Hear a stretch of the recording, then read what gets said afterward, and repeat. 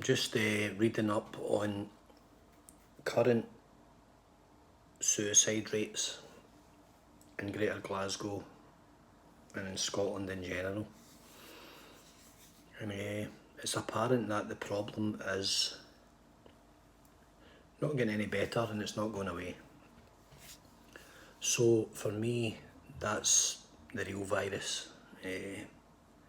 Something that has been around for a long time, something that's not getting addressed, and yet when other things appear, they throw multi-million pounds at them, creating apps, creating this, creating all these things, all these measures, all these changes in law legislation, but no one talks about what's happening every day, for every month, for every year, for the past 50 years. No one talks about it. It's a massive problem. Young men, young women, guys my age.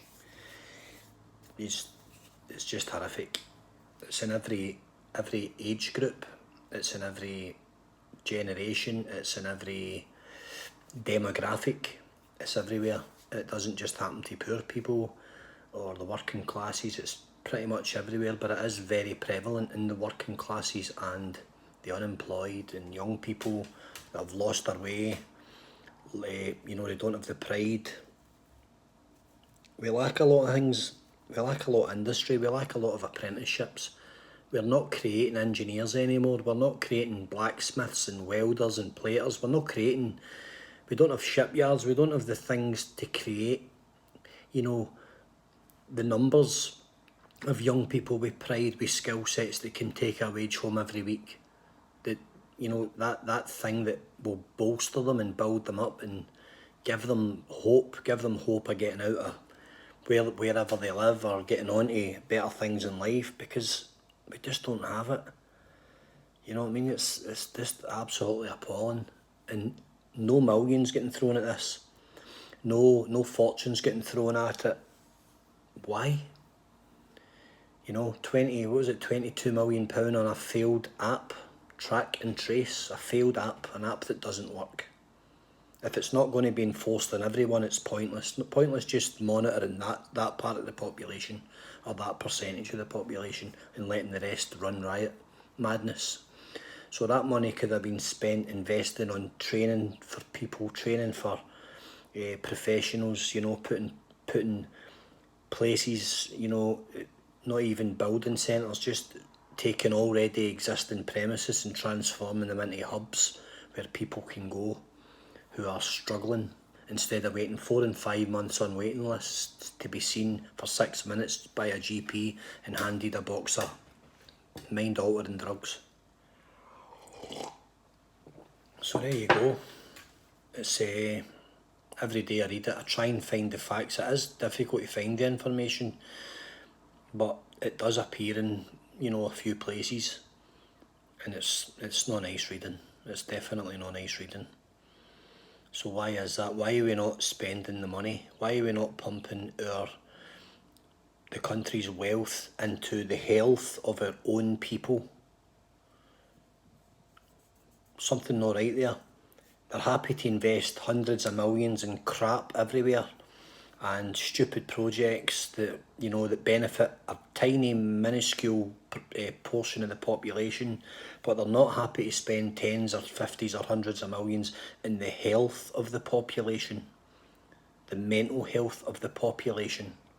So that suffers because it's completely underfunded, it's terribly managed, it's still taboo. The barriers are still up. The barriers are up for people looking for help. They can't get the help because they lift the phone and they are told it'll be 3 months. We might fit you in, but it'll be 5 months. Then they get transferred to somebody else and they slowly move up the ladder. And then the person that they get to moves job, goes to, oh, we need to start you again, and the process begins. And it's all different in every area, and some people will argue and say, no, it's not that bad. It is that bad, because I tested the system and I had people test the system and they all came back with the same answers. It's a nightmare. It's an absolute nightmare. So what we're going to do, guys, is we're going to just keep squandering money on rubbish that is not helping anybody, but looks good. It looks good in statistics, it looks good in government figures, it looks good on the YouGov websites, and it looks good in the press and the media that they're investing this and that and the next thing, and tarting it up some way that it, you know, making it sound like something better than it is. Let's start investing all this money that's so easily squandered in the health of our young people. Let's get it into the health. The real problem is the fracturing of society by division, by everything, by all of the legislation that's changing all the time, by the narratives that don't spread goodwill, they only spread doom. Let's get all of that away and let's invest the money in people's mental health. When they've got good mental health, they're more inclined to look after themselves better and eat better and cut down on all the things that's putting the burdens on the NHS. All the bad things that lead to bad physical health, that damage the physiology of the person. If that's intact and that's doing good, the rest of it, hopefully, with the masses will follow suit, you know? And so let's go to the root of the problem instead of just handing people boxes of tablets all the time.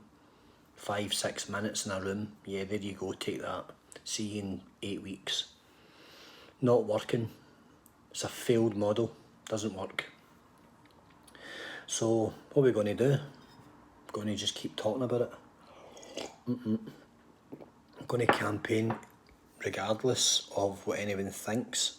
Regardless who tries to damage the narrative and the message, people need help.